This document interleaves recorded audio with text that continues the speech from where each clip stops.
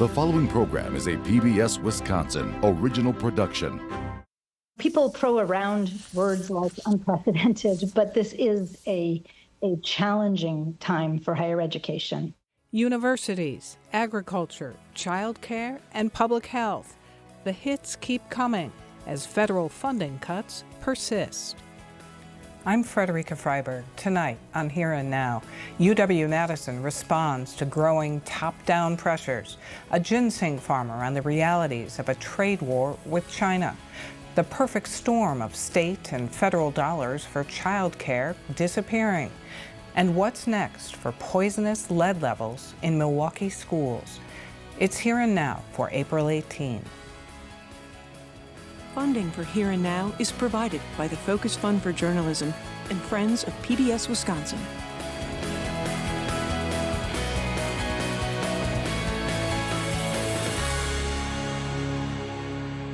Federal investigations over DEI programs and anti-Semitism, international students having their visas revoked, funding cuts, and threats of more. Higher education is coming under scrutiny by the Trump administration. Wisconsin's flagship campus, UW-Madison, has big federal dollars at stake. With that in mind, we wanted to check in with Chancellor Jennifer Mnookin. We offer this disclaimer: PBS Wisconsin is part of UW-Madison. And Chancellor, thanks very much for being here. Thanks for having me. So the university is facing many headwinds right now. What stands out as your biggest concern at UW-Madison? Well, you're right. It's a challenging time in higher education across the entire sector right now, including for us.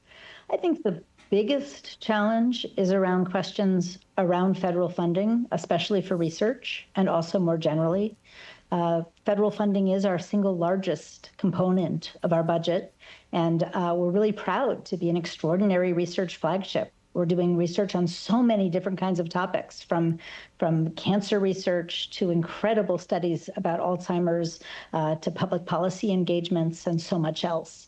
And right now, there are a lot of questions about what that funding is going to look like in the time ahead. So that's probably my single biggest concern. What is the current status of cuts to research overhead costs and funding losses? Well, there have been a number of executive orders, but several of them have been paused through legal processes right now. So there have been efforts to bring down the facilities and administration rates for NIH, as well as the Department of Energy. And in both of those cases, those are now on hold. Courts have imposed a hold in both of those instances. Now, UW-Madison is under investigation by the Trump administration over DEI and anti-Semitism. What kind of sanctions for funding and program cuts has that resulted in? So at this point, you're right that we are one of a great many dozens of institutions all across the country that do have Title VI complaints connected to anti-Semitism.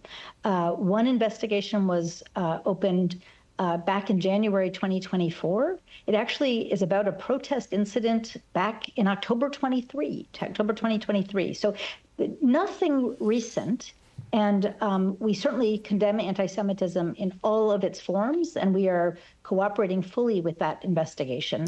But we have not heard anything recently about it, and it's about an incident that happened quite a long time ago. Now, we saw that Harvard University's president rejected the administration's demands and saw an immediate federal funding cut of more than $2 billion. Would you or could you reject whatever the demands are?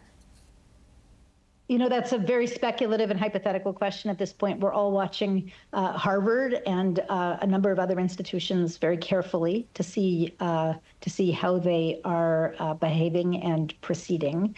We're just not in that situation right now. I mean, there are many dozens, probably more than 100 schools that do have Title VI complaints, and we are among those schools, but we haven't faced anything like what you're describing there. We know that international students have had their visas terminated throughout the UW system, but more than 24 of them at UW-Madison. What is your response to those actions? It's been very concerning, frankly. You're exactly right. We've had more than 24 students, both current students and some recent graduates who are lawfully working in the country this year, face removal from the SEVIS system. And in many of these cases, we and they don't know why, or it's because of something literally as minor as a traffic ticket. And some of these students are literally weeks away from graduation. In our community, international students are an incredibly important part of everything we do here. You know, our very first international student was actually part of our first class at UW-Madison back in 1849. And we're proud that we've had global students and staff and faculty throughout our history. And many of them go on to do incredible things. Some of them stay right here in Wisconsin. It's been interesting for me to learn that a number of entrepreneurs here in the state got their start when they came as international students or staff here to UW-Madison. And then they've gone on to build companies right here in Wisconsin. And so we absolutely want to support our students. I do also recognize that those who come to our country have the responsibility to follow the law, and that the administration has the right to structure visa processes. But what's been very, very concerning is that it seems like some of these students are being caught up in a dragnet when they really haven't done anything wrong. Meanwhile, what are you girding for at the state level around funding for the UW in the midst of a legislative DEI audit, which found millions of dollars in DEI spending across the system was not tracked? Yeah, thanks for that question. We're obviously also in the middle of a state budget process, and we really appreciate that the governor has prioritized the universities of Wisconsin, including UW-Madison, in his ask. And we are very hopeful that the state legislature will decide that we do need to make an investment in our system of higher education. We're an economic driver. We are preparing students for the jobs of tomorrow. And we think that we do offer a lot of benefit to our wonderful state. I also do understand that there's people who have questions and concerns about some of the things we do and some of the choices that we make. And we're happy to have those conversations. And I think we need to be open to asking, what do we need to do better? What do we need to do differently? And we should be open to change, but we should also recognize that we are providing a transformative education to 52,000 plus students here in our great state of Wisconsin, that our graduation rates are at their all-time high, that our application numbers are also at their all-time high, and that 2/3 of our students are graduating, 2/3 of our undergraduates are graduating with absolutely no debt. And the average time to graduation is under 4 years. So there's all of these amazing things happening in our student community and all of these successes. And so we need to keep reminding people of all of the really great things, even as we also take seriously whatever concerns or questions that community members or others have. Chancellor Jennifer Mnookin, thanks very much. Thank you. One farm crop in Wisconsin is being hit especially hard by new retaliatory tariffs from China: ginseng. Wisconsin produces over 95% of the medicinal plant that's grown in the U.S., and it's exported to customers in China. Our next guest is one of the largest exporters of ginseng to Asia from his farm in Marathon County.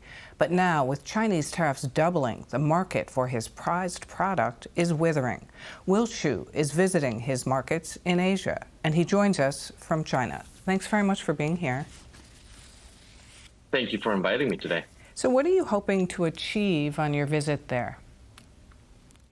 Primarily, we're here to check on the market conditions in light of all the news, the talks about tariffs and the changes in the world economy, but also to reassure our customers and clients that we're still trying to service them as best as possible, despite some of these headwinds.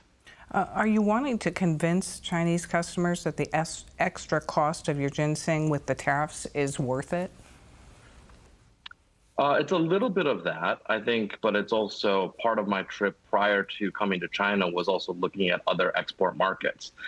Given how dependent our industry is on the Chinese consumer, the two stops I had prior to China were Singapore and Malaysia, which do have a number of ethnic customers, ethnic Chinese customers, but not nearly the size of the market of China. So you said that you're reliving a nightmare with these latest tariffs. How so? Well, the first round of the trade war that was announced in 2018 took the tariff on our product from 7.5% to 32.5%. With the multiple rounds announced over the last 2 weeks since April 2nd, we are now at 117% tariff. And so it's reliving a nightmare in the fact that every day you wake up and it's another round of tariffs, and it's another round of calls from customers who are concerned. We're getting customers who are delaying or canceling orders, very similar to the pattern that we saw in 2018 and 2019 during the first round of this trade war. And so what has that done to production of ginseng in Wisconsin? So production of ginseng in Wisconsin has actually remained fairly stable over the last 5 or 6 years since the start of the first trade war. Unfortunately, what has happened during that time, though, is the price per pound has declined. And so about 6 or 7 years ago, the price for ginseng off of the farm was probably closer to $50 to $60 a pound. Today, it's roughly half of that, about $25 to $30 a pound. And with the current or the most recently announced tariffs, our expectation is that our customers, and they actually have been asking us to take price reductions in order to offset the tariff that they're paying to the Chinese government. Is all of that sustainable? It's not. We're currently at prices that are at or below our cost of production. We have rising labor costs. We have inflation in our input commodities. Things like chemicals and fertilizer, even land prices are obviously up as well. And so when you add all of those inflationary elements into our production, and then you have customers on the opposite side or consumers on the opposite side who don't want to pay more for the product, just like many Americans don't want to pay more for our groceries, Chinese consumers don't want to pay more for their ginseng. And so they're asking the farmers who grow ginseng in Wisconsin to consider taking a price reduction to offset the tariffs so that the prices don't have to be increased to them. Whether that's possible or feasible or not will really depend on the market conditions and whether farmers are forced to sell their crop. We have a significant number of farmers who have not sold their crop from 2024. And so it's a very real possibility that if not this year, this fall's crop in 2025 may have to see some changes made either to the amount of production or to the price. Do you think this is a product and market that U.S. trade representatives understand?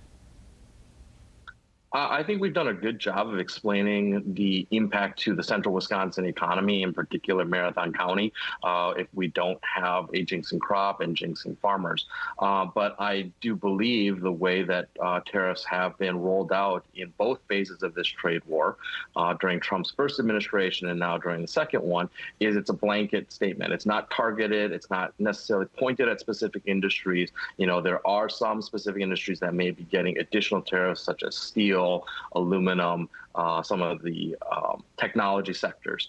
But when you're talking about broad swaths of tariffs being rolled out across the board in equal measure, it's not really targeted.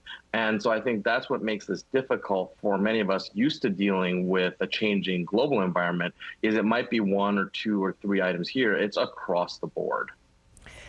Will Hsu, we wish you well, and we wish you luck on your visit there and on your crop back here at home. Thank you so much.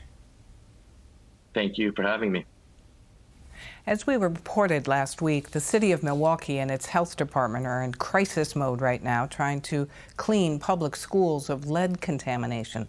Lead that's resulted in the closure of schools as mitigation to remove flaking lead paint and lead dust from children's classrooms proceeds. And now the CDC has alerted Milwaukee that it cannot help because federal cuts have eliminated its lead program. We sat down with Milwaukee Health Commissioner Mike Todoridis for more on all of this. How big of a public health emergency is this? It is certainly a crisis. As you know, the district has around 68,000 students district-wide and over 100 buildings that were built before 1978. When we started our investigation in January, it was concerning to see the kind of systemic issues of maintenance that did not maintain the lead-painted surfaces and the cleaning practices that left a lot of lead dust present in the classroom. So given the number of buildings and the number of students in these buildings, we were extremely concerned about what was happening. So could a public health emergency be declared? Yes, and generally we use those designations when there's immediate legal action that has to happen that normally in my role as the health officer for the city, I am charged with protecting the health and safety of our residents and guests of this city. At the same time, I have a lot of authority under state and local ordinance to protect the health of everyone. And in this case, declaring an emergency wouldn't have afforded me any different authority to, say, close a school or to require testing of students. The other really important part is an emergency declaration doesn't actually release any funds. So there isn't like a pot of $1 million just waiting to be tapped for this moment. And thankfully, we've been very fortunate in, these are mandated services that we provide as a department, is investigating lead hazards here in our city. So I have funding to do this work. We're thinking about long-term ways to do that, but at this point, we're not going to declare one. How did it happen that schools weren't made safe from lead? We uncovered that the district wasn't following their lead maintenance plan. So it's a plan that the district has created that outlines what they will do on an annual basis to ensure lead-safe schools and classrooms where the students are. Through our investigation, based on the level of paint degradation and the level of dust that was identified through our investigation, we've determined that this wasn't something that happened overnight. This was, years in the making of the facilities not being maintained, and now we're at this stage where there's significant lead hazards present for the students and staff. But meanwhile, you're now told that the CDC cannot help you because of federal budget cuts that eliminated its lead program. Where does that leave Milwaukee? It's, a kind of a similar space of trying to navigate the uncertainty. We were really floored to receive that notification that the team that we have been working with since the beginning of the year on their childhood lead team for the CDC, the nation's top lead experts, were let go. Across the CDC, the HHS eliminated, several thousand people, including the childhood lead team. Really unprecedented time for the health of our country, and in particular here in Milwaukee as we deal with this crisis. We had planned to have these experts help us validate what we were already doing, and they were going to bring additional expertise to the epidemiologic investigation into was the child poisoned at their home? Were they poisoned in the schools? As we screened more children. Will all the schools be inspected? Yep. So the plan right now, I think it's roughly 100 schools. Essentially, we created a prioritization list based on age of school, the age of the students in the school, recent renovations, those kinds of things, to help rank which schools needed to get inspected quickly and which schools are newer and might not have any lead hazards present. So that plan hopefully actually will be released either today or on Monday, and then parents can have a general sense of when their school might be closed as they do renovations and stabilization work, or if they're going to close part of the school only to do renovation and stabilization. But the district has a mandate to ensure healthy and safe schools across their entire district, and we're here to enforce that and really help the district equip themselves with a sustainable plan to manage all of their buildings. What about the children? Will they all be tested? That's our recommendation to the district, so we are working with them to put a testing plan in place. I think the part I would reiterate is that parents can find out right now if their kid has been poisoned. So whether they're working with their primary care provider or their pediatrician, that screening data will tell you right away. As we work with the district to have them return to compliance, one of the ways that we feel is warranted at this point is to require the district to screen the children. What is your message to citizens and parents and students and teachers in this city on all of this? Continue to ask the questions as the district releases their plan with the timeline for future closures and future work. Parents should refer back to that plan as well and continue to ask the district additional questions about progress made and other updates that might be relevant to the learning experience of students here in Milwaukee. All right, Commissioner, thanks very much. Thank you. Head Start programs that help prepare young children from low-income families for school serve more than 700,000 households across the country and 16,000 children here in Wisconsin. But Head Start, funded by the U.S. Department of Health and Human Services, could be eliminated by federal cuts. The regional office that serves Wisconsin was already closed. The Head Start program that serves 4 counties in western Wisconsin is anxiously awaiting the other shoe to drop. Joining us is Tang Bui Duquette, Director of Head Start for the Western Dairyland Community Action Agency. And thanks very much for being here. Thank you so much for having me. What do you know about continued funding for your Head Start program, and have you already seen cuts to your program? At this time, we haven't seen any cut yet. We are expected to, our program is entering our fiscal 2025 budget May 1st. So at this time, we are expected to be fully funded for our fiscal 25 program. However, beyond that, is uncertain right now.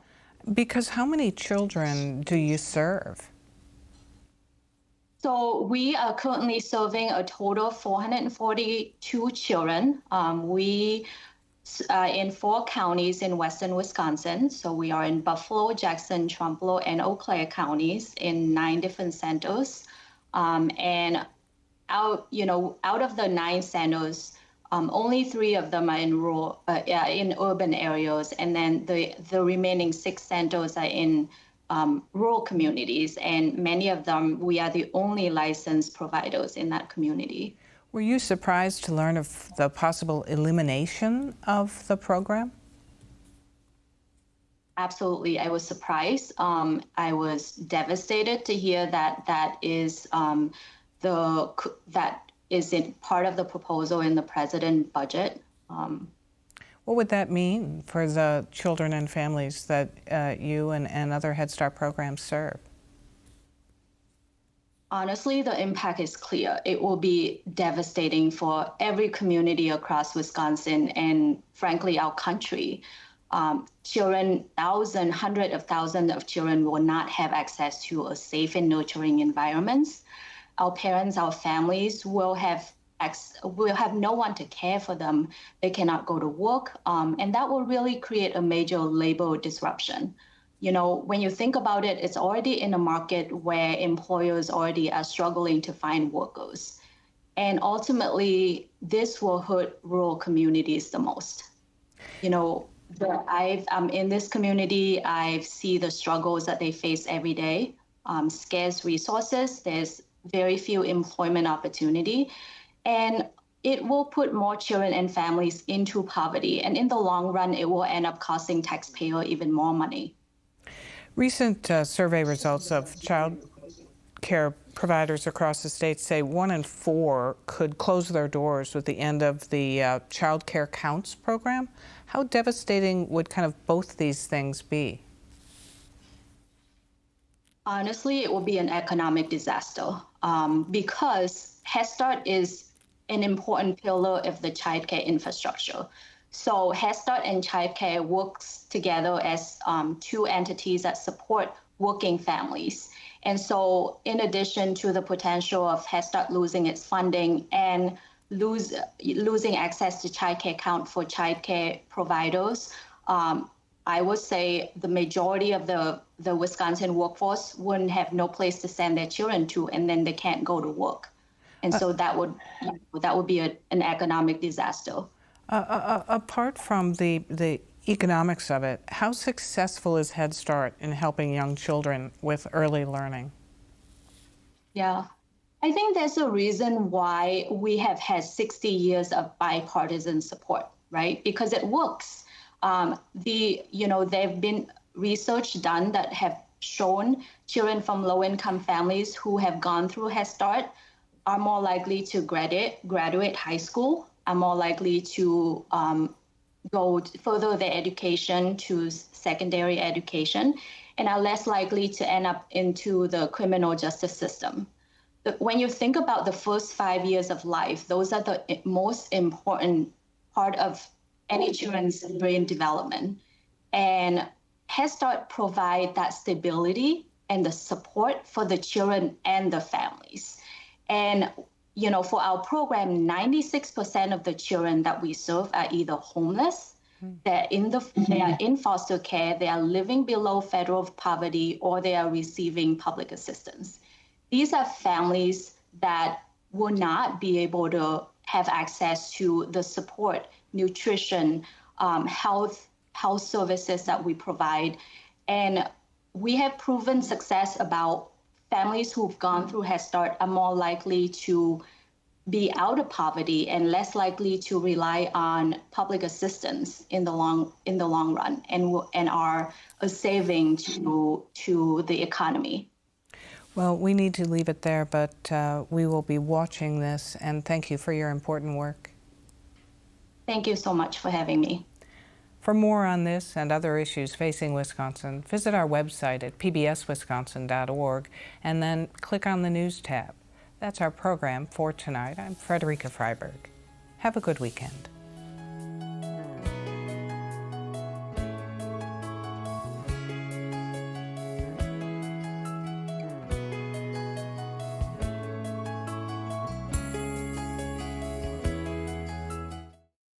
Funding for Here and Now is provided by the Focus Fund for Journalism and Friends of PBS Wisconsin.